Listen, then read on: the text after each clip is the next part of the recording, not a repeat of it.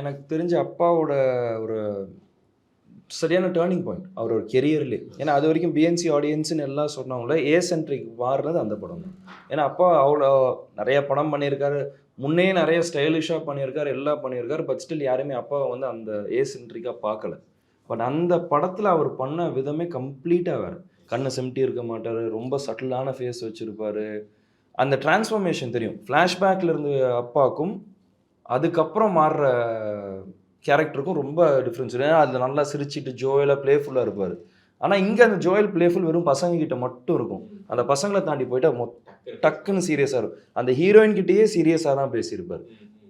ஒரு நார்மல் ஃபேஸோட தான் இருக்குது. கம்ப்ளீட்டாக அப்பா கிட்ட நாங்கள் ஜென்ரலாக படத்தை பற்றி உங்கள் ஃபீலிங் என்ன, இதெல்லாம் நம்மளுக்கு சின்ன வயசில் எப்படி கேட்கணும்னு தோணும். இப்போ நம்ம இதுக்காக வளர்ந்துருக்கோம், இந்த மாதிரி மீடியா கொஸ்டின்ஸ் எல்லாம் நம்ம பார்த்துருக்கோம். அந்த டைமில் இதெல்லாம் கிடையாது இல்லையா? ஸோ இதை போய் கேட்கணும்னு எங்களுக்கு தோணலை. பட் நாங்கள் பார்த்த விஷயம் நான் சொல்கிறேன்.